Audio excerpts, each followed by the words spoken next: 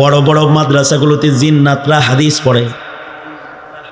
শাহ ওলিউল্লাহ মুহাদ্দিসে দেহলভীর রহমাতুল্লাহ আলাইহির কামরার ভেতরে তো জিন্নাতরা থাকতো, কিন্তু একদিন জিন সাপের আকৃতিতে শাহ ওলিউল্লাহর সামনে আসছে তাহাজ্জুদের সময়, আর ওলিউল্লাহ মুহাদ্দিসে দেহলভী রহমাতুল্লাহ আলাইহি সাপ মনে করে এটারে বাড়ি মারছে আর মরে গেছে। যখন মরে গেছে তো এই জিনদের রাজ্যের শরিয়া আদালত থেকে দুইজন পুলিশ এসে গ্রেফতার করে ওলিউল্লাহ মুহাদ্দিসে দেহলভীকে জিনদের রাজ্যে লয়ে গেছে। একেবারে রাজ্যে নিয়ে দাঁড় করাইছে। দাঁড় করায় বলে, তুমি যে একটা জিনের উপরে জুলুম করলা, লাঠি দিয়ে মারলা, কাম করলা, এটা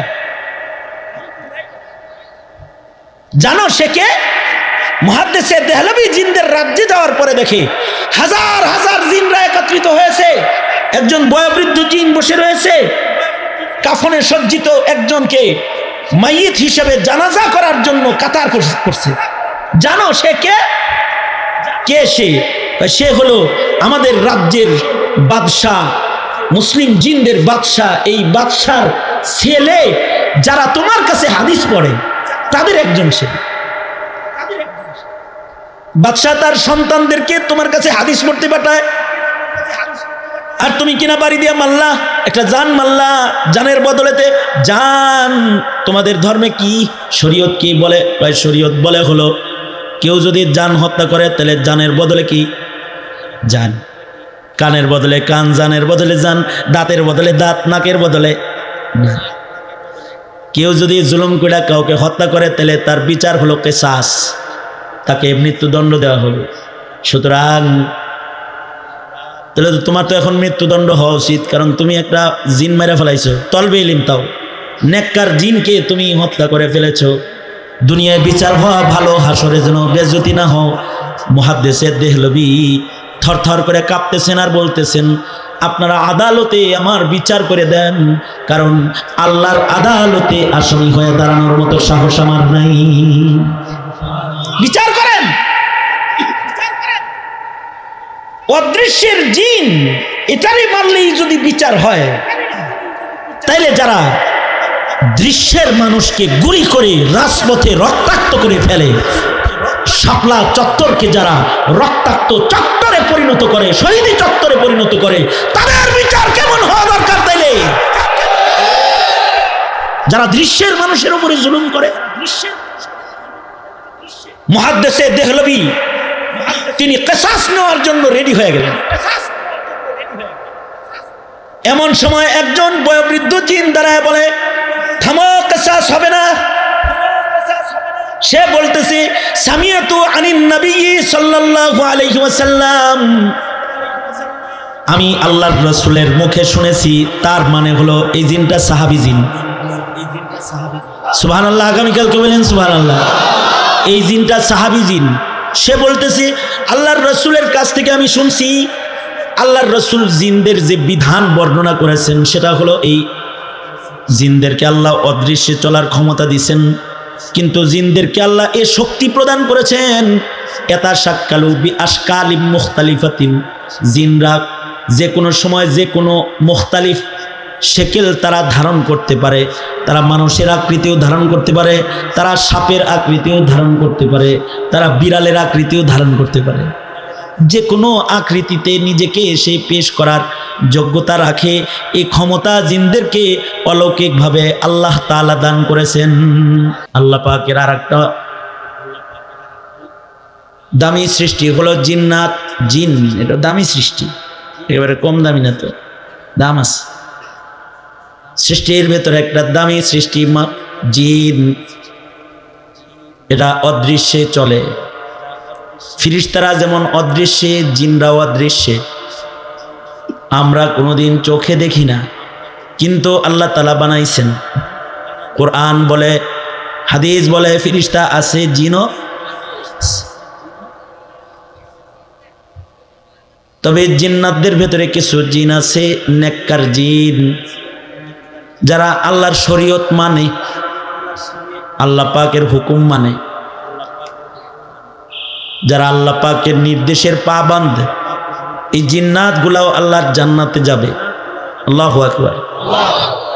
কিন্তু যারা আল্লাহর হুকুম মানে না তারা হলো শয়তান জিন। যেমন আজাজিল, শয়তান আল্লাহর হুকুম মানে নাই, অদৃশ্যে চলে, অদৃশ্যের সৃষ্টি। জিনকেও আল্লাহ তাআলা আল্লাহ পাকের ইবাদতের জন্য বানাইছেন। আল্লাহ পাক বলেন, ওমা খালাকতুল জিন্না ওয়াল ইনসা ইল্লা লিয়াবুদুন। মানুষ এবং জিন, জিন এবং ইনসান উভয়কেই আল্লাহ তাআলা যে উদ্দেশ্যে বানাইছেন, উদ্দেশ্যটা হলো ইবাদত। উদ্দেশ্য কি? ইবাদত। কিন্তু আল্লাহ পাকের মুকাদ্দাস সৃষ্টি যেটা ফেরেশতা, এরা কিন্তু শুধুই ইবাদত করে, লা ইয়াসুন আল্লাহ। তারা আল্লাহ পাকের বিরোধিতা কখনোই করে না, তারা কখনো গুনাহ করে না। আল্লাহ পাকের আজব অদৃশ্যের সৃষ্টি ফেরেশতা, তারা কখনোই আল্লাহ পাকের নাফরমানি করে না। আল্লাহু আকবার। ফেরেশতারা শুধুই মাত্র ইবাদত করে। তবে ফেরেশতাদের জন্য কোনো শরীয়ত নাই। যাকে আল্লাহ তাআলা যে নির্দেশ করেছেন সে শুধুই মাত্র সেই কাজ করে। যারে রূহ কবজ করার দায়িত্ব দিয়েছেন সে রূহ কবজ করে। যারে বৃষ্টি বর্ষণের দায়িত্ব দিয়েছেন সে বৃষ্টি বর্ষণ করে। যাকে সিংহায় ফু দেওয়ার দায়িত্ব দিয়েছেন সে সিংহা মুখে লয়ে বয়ে রয়েছে। যখন আল্লাহ নির্দেশ করবে দাঁড়িয়ে আছে যেভাবে, ওইভাবে আল্লাহর নির্দেশ পর্যন্ত দাঁড়িয়ে থাকবে। আল্লাহর রাসূল মিরাজ থেকে এসে বলে, ইসরাফিলকে দেখেছি এক পা সামনে এক পা পিছনে সিংহা মুখে নিয়ে ফুঁক দেওয়ার জন্য প্রস্তুত হয়ে দাঁড়ায় রয়েছে। সৃষ্টির পর থেকে দাঁড়ায় আছে, কিয়ামত পর্যন্ত দাঁড়ায় থাকবে। লা ইয়াসুন আল্লাহ, কখনো বসবে না, কখনো আরাম করবে না। যেভাবে আল্লাহ দাঁড় করায় রেখেছেন এভাবে সে কিয়ামত পর্যন্ত দাঁড়ায় থাকবে। যখন নির্দেশ করবেন ফু দেওয়ার তখন ফু দিবে।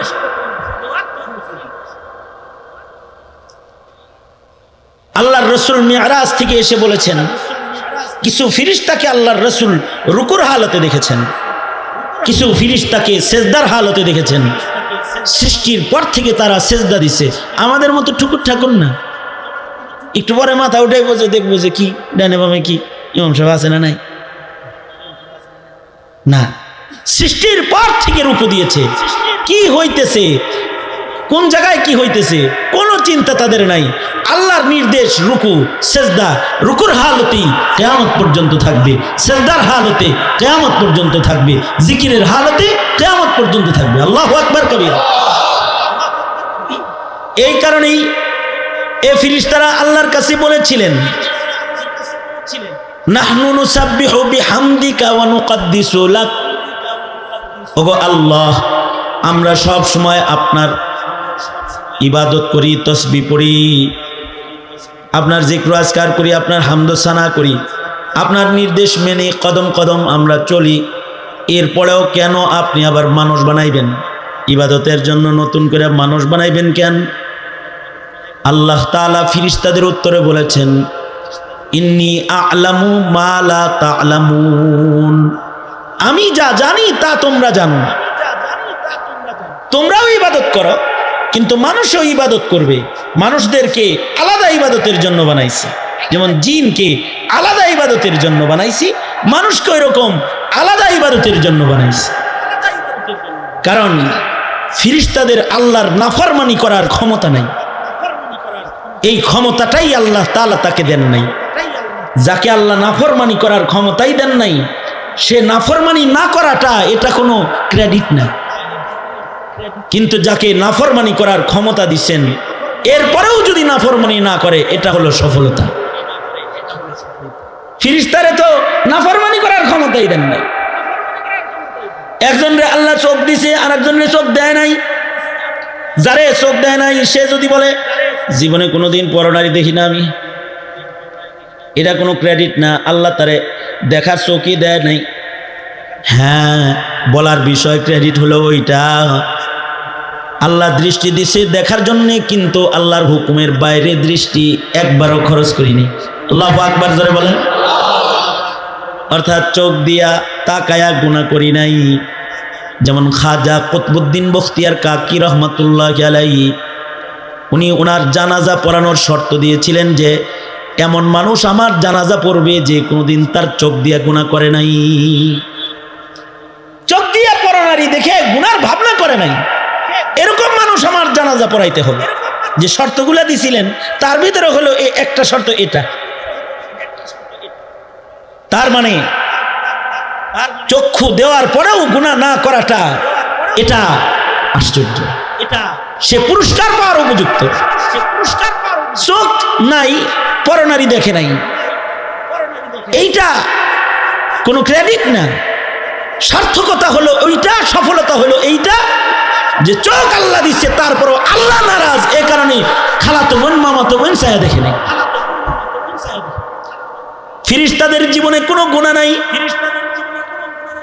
জিনদের গুনাহ আছে, মানুষের গুনাহ আছে। কারণ ফাআলহামাহা ফুজুরাহা ওয়া তাকওয়াহা, মানুষ বানানোর পরে মানুষকে আল্লাহ তাআলা নফস দান করেছেন, আবার তাকওয়াল্লাহ দান করেছেন। দুই জিনিস দিয়েছেন, খাহেসাত দান করেছেন। তার বিভিন্ন কিছু মনে চায়, এই চাওয়া যেটা এটা তারে দান করছেন। ফেরেশতারে এই চাওয়াটা আল্লাহ তাআলা দেন নাই। নফস নাই, কিন্তু জিন ইনসানের নফস আছে। জিনদের ভেতরেও কিছু আছে যারা নিজের নফসের খাহেসাত মতো চলে না, তারা আল্লাহর ইচ্ছা মতো চলে। এই জিন্নাতগুলো পাক জিন। মানুষ যেমন আল্লাহর জান্নাতে যাবে, ইমানদার পবিত্র জিন্নাতগুলাও আল্লাহর জান্নাতে যাবে। জিনদের ভেতরে যারা নেককার এরা জান্নাতে যাবে। এই নেককার জিনদের দল নবীজির কাছেও আসছে। সকল নবীর কাছেই যুগে যুগে নেককার জিন গেছে। আমাদের নবীজির কাছেও নেককার জিন গেছে। সুলাইমান আলাইহিস সালামকে তো আল্লাহ তাআলা ইনস জিনের বাদশাহ বানাইছে। সুবহানাল্লাহ, আরো আস্তে করে বলেন, আগামীকালকে বললেন। হযরত সুলাইমান ইনস জিনের বাদশাহ, শুধু মানুষের বাদশাহ না, হযরত সুলাইমান জিনদেরও বাদশাহ। আমাদের নবী আলাইহিস সালাতু ওয়াস সালাম শুধু মানুষের নবী না, সব মাখলুকাতের নবী, জিনদেরও নবী। আদম আলাইহিস সালাতু ওয়াস সালাম শুধু মানুষের নবী না, জিনদের জন্য নবী। সকল নবীরা মানুষের জন্য শুধু নবী না, জিনদের জন্য নবী। এই কারণেই ইবলিস শয়তান তো জিন, সে মুসা নবীর কাছে গেছে, যা বলছে, পয়গম্বর আপনি তো আল্লাহর লগে কথা কন, আল্লাহর একটু জিগায়েন, ক্ষমা পাওয়ার কোনো লাইন আমার আসেনি।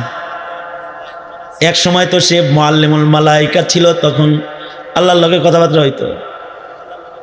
কিন্তু সে যখন অভিশপ্ত হয়ে গেছে, এবার পয়গম্বর মুসার মাধ্যমে আল্লাহর কাছে খবর পৌঁছায়, পয়গম্বর আল্লাহকে একটু বলবেন আমার ক্ষমা পাওয়ার কোনো লাইন আসেনি। তো রেওয়ায়াতে আছে মুসা আলাইহিস সালাম বলে যে আল্লাহ ইবলিসের ক্ষমা পাওয়ার লাইন আসেনি, কবরে সেজদা দিতে কইছে। জেতাটারে সেজদা দিই নেই, আর মরাটারে সেজদা দিব আমি। জিনদেরও নবী, নবীরা শুধু মানুষের নবী না, নবীরা জিনদের জন্য নবী। নবীদেরকে আল্লাহ তাআলা যুগে যুগে শরীয়ত দিয়েছেন, এই শরীয়ত জিনেরাও মানছে। আমাদের নবী আলাইহিস সালাতু ওয়াস সালাম যখন মক্কা মুকাররমায় নামাজরত কোরআন তেলাওয়াত করতেছে, একদল জিন এসে নবীজির কোরআন তেলাওয়াত শুনে কালেমা পড়ে মুসলমান হয়ে গেছে। শুধু মুসলমান হয়েই শেষ হয় নাই। আমরা যেমন তবলিগ করি, এই জিনগুলা নিজের রাজ্যে যায় তবলিগ করছে।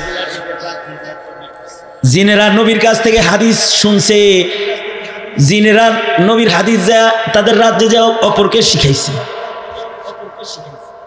জিনেরা নবীর কাছ থেকে ইলম হাসিল করেছে, জিনেরা সাহাবায়ে কেরামের কাছ থেকে ইলম হাসিল করেছে। এখনো মাদ্রাসায় জিনরা ইলম হাসিল করে। মানুষদের পাশে পাশে জিনরাও বসে বসে পড়ে। দারুল উলুম দেওবন্দে জিন্নাতরা লেখাপড়া করে, বড় বড় মাদ্রাসাগুলোতে জিন্নাতরা হাদিস পড়ে। শাহ ওলিউল্লাহ মুহাদ্দিসে দেহলভীর রহমতুল্লাহের কামরার ভেতরে তো জিন্নাতরা থাকতো, কিন্তু একদিন জিন সাপের আকৃতিতে শাহ ওলিউল্লাহর সামনে আসছে তাহাজ্জুদের সময়, আর ওলিউল্লাহ মুহাদ্দিসে দেহলভী রহমতুল্লাহ সাপ মনে করে এটারে বাড়ি মারছে আর মরে গেছে। যখন মরে গেছে তো এই জিনদের রাজ্যের শরিয়া আদালত থেকে দুইজন পুলিশ এসে গ্রেফতার করে ওলিউল্লাহ মুহাদ্দিসে দেহলভীকে জিনদের রাজ্যে লয়ে গেছে। একেবারে রাজ্যে নিয়ে দাঁড় করাইছে। দাঁড় করায় বলে, তুমি যে একটা জিনের উপরে জুলুম করলা, লাঠি দিয়ে মারলা, কাম করলা, এটা জানো সে কে? মুহাদ্দিসে দেহলভী জিনদের রাজ্যে যাওয়ার পরে দেখে হাজার হাজার জিনরা একত্রিত হয়েছে। একজন বয়োবৃদ্ধ জিন বসে রয়েছে, কাফনে সজ্জিত একজনকে মাইয়িত হিসেবে জানাজা করার জন্য কাতার করছে। জানো সে কে? কে সে? সে হলো আমাদের রাজ্যের বাদশাহ, মুসলিম জিনদের বাদশাহ। এই বাদশার ছেলে যারা তোমার কাছে হাদিস পড়ে তাদের একজন সে। বাদশাহ তার সন্তানদেরকে তোমার কাছে হাদিস পড়তে পাঠায়, আর তুমি কিনা বাড়ি দিয়া মাল্লা, একটা জান মাল্লা। জানের বদলেতে জান তোমাদের ধর্মে কি শরীয়ত কি বলে? শরীয়ত বলে হলো কেউ যদি জান হত্যা করে তাহলে জানের বদলে কি? জান। কানের বদলে কান, জানের বদলে জান, দাঁতের বদলে দাঁত, নাকের বদলে না। কেউ যদি জুলুম করে কাউকে হত্যা করে তাহলে তার বিচার হলো কিসাস, তাকে মৃত্যুদণ্ড দেওয়া হলো।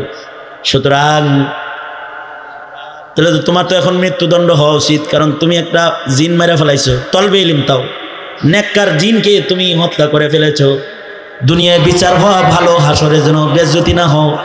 মুহাদ্দিসে দেহলভী থরথর করে কাঁপতেছেন আর বলতেছেন, আপনারা আদালতে আমার বিচার করে দেন, কারণ আল্লাহর আদালতে আসামি হয়ে দাঁড়ানোর মতো সাহস আমার নাই। বিচার করেন। অদৃশ্যের জিন এটারই মানলেই যদি বিচার হয়, তাইলে যারা দৃশ্যের মানুষকে গুলি করে রাজপথে রক্তাক্ত করে ফেলে, শাপলা চত্বরকে যারা রক্তাক্ত চত্বরে পরিণত করে, শহীদি চত্বরে পরিণত করে, তাদের বিচার কেমন হওয়া দরকার? তাইলে যারা দৃশ্যের মানুষের উপরে জুলুম করে। মুহাদ্দিসে দেহলভী তিনি কিসাস নেওয়ার জন্য রেডি হয়ে গেলেন। এমন সময় একজন বয়োবৃদ্ধ জিন দাঁড়ায় বলে, থামো, কিসাস হবে না। সে বলতেছে, সামিয়াতু আনিন নবী সাল্লাল্লাহু আলাইহি ওয়াসাল্লাম, আমি আল্লাহর রাসূলের মুখে শুনেছি। তার মানে হলো এই জিনটা সাহাবী জিন। সুবহানাল্লাহ, আগামীকালকে বলেন সুবহানাল্লাহ। এই জিনটা সাহাবী জিন। সে বলতেছে, আল্লাহর রাসূলের কাছ থেকে আমি শুনছি, আল্লাহর রাসূল জিনদের যে বিধান বর্ণনা করেছেন সেটা হলো এই, জিনদেরকে আল্লাহ অদৃশ্যে চলার ক্ষমতা দিয়েছেন, কিন্তু জিনদেরকে আল্লাহ এ শক্তি প্রদান করেছেন, এতা শাক্কালু বি আশকালিম মুখতালিফাতিন, জিনরা যে কোনো সময় যে কোনো মুখতালিফ শেকেল তারা ধারণ করতে পারে। তারা মানুষের আকৃতিও ধারণ করতে পারে, তারা সাপের আকৃতিও ধারণ করতে পারে, তারা বিড়ালের আকৃতিও ধারণ করতে পারে। যে কোনো আকৃতিতে নিজেকে এসে পেশ করার যোগ্যতা রাখে। এই ক্ষমতা জিনদেরকে অলৌকিকভাবে আল্লাহ তাআলা দান করেছেন। জিনদেরকে অলৌকিক দুটি জিনিস আল্লাহ আলাদা দিয়েছেন, সেটা হলো মওত পর্যন্ত জিনদের যৌবন থাকে। মানুষের যৌবন মওত পর্যন্ত থাকে না। সুম্মা রাদাদনাহু আসফালা সাফিলিন, বুড়ি হইলে পরে যৌবন শেষ, বুড়া হইলে, এই কথা বললেন, বুড়ি হইলে যৌবন শেষ, বুড়া হইলে যৌবন শেষ। আসছে? হ্যাঁ, এসেনি? আরে তাকবীর। এবারে মুফতি সাহেব, এই চেয়ে দাও একটা। না না না, চেয়ারে বসেন না, চেয়ারে বসেন না। কথাটা খুব ছোট্ট কথা। কি বললাম আমি? দুনো হাত উপরে তুলেন, নাড়াচাড়া দেন, জবান খুলে বলেন আল্লাহু আকবার, হাত নামান। এই যেমন হাত না ওঠানোর সময় ছিলেন ওরকম আমার দিকে থাকেন। জিনদেরকে অলৌকিক দুটি জিনিস আলাদা দিচ্ছেন, সেটা হলো মৃত্যু পর্যন্ত যৌবন। তোমার মরা পর্যন্ত যৌবন না। জিনদের যৌবনে ভাটা নাই, আর তোমার বড়ি ছাড়া চলার উপায় নাই। কতক্ষণ পর পর খালি যাইবে হইলো কি আয়ুর্বেদিক ঔষধের কাছে আর হোমিওপ্যাথিক ডাক্তারের কাছে। মানুষের হইলো এই দশা। জিনদের কি কলিকাতা হারবাল। জিনদের যৌবনে কোনো দুর্বলতা মত পর্যন্ত আসে না, একটা। দ্বিতীয় নম্বর হলো তাদেরকে আল্লাহ তাআলা নিজেকে বিভিন্ন আকৃতিতে প্রকাশ করার যোগ্যতা দান করেছেন। সঙ্গত কারণে এটারও বিধান নবীজি বলেছেন যে কোনো জিন যদি ইচ্ছা করে নিজের শেকেল পাল্টায়, তারে না চিনা যদি কেউ মারে, তাহলে এটা হত্যা হবে না, এটা দুর্ঘটনা হিসেবে গণিত হবে। সাপের আকৃতি ধরছে, তখন যদি তারে কেউ বাড়ি দিয়ে মারে, তাহলে এটা দুর্ঘটনা হবে।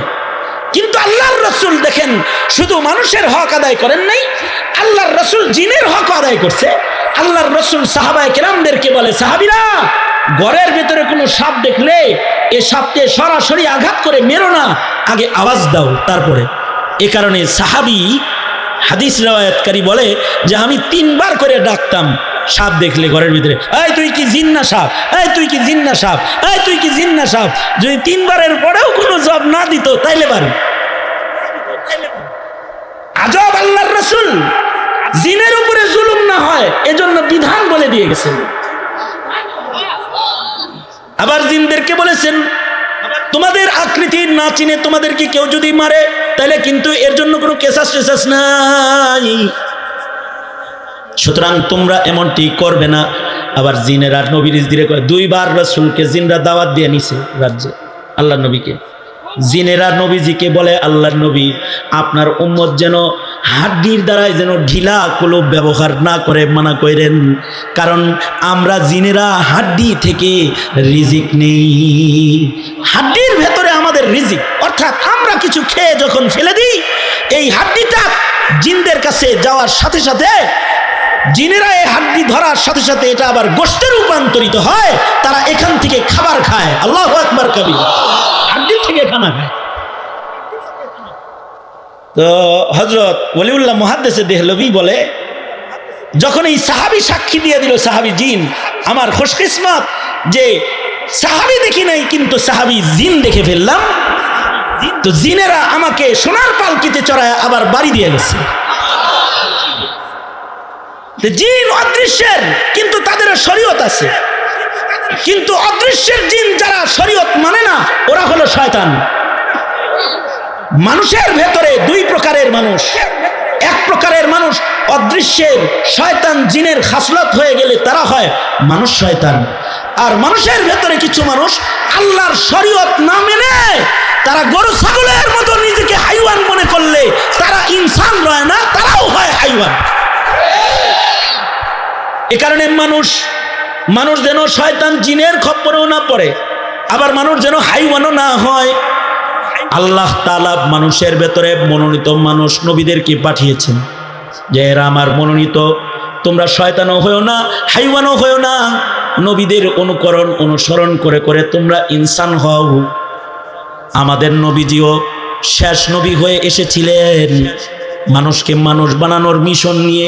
কিয়ামত পর্যন্ত আর কোনো নবী রাসূল আসবে না, কিন্তু কিয়ামত পর্যন্ত উলামায়ে কেরাম আসবে যারা আল্লাহর পছন্দ, আল্লাহর পছন্দের রং, আল্লাহর পছন্দের আদর্শ জাতির কাছে পেশ করবে। যারা আল্লাহর পছন্দকে গ্রহণ করে ইবাদত করবে তারা হবে আল্লাহর জান্নাতি মেহমান। আর যারা আল্লাহর পছন্দকে গ্রহণ না করে শয়তানের পছন্দ গ্রহণ করবে, তাদের জায়গা হবে ইবলিস শয়তানের সাথে আল্লাহর জাহান্নামে।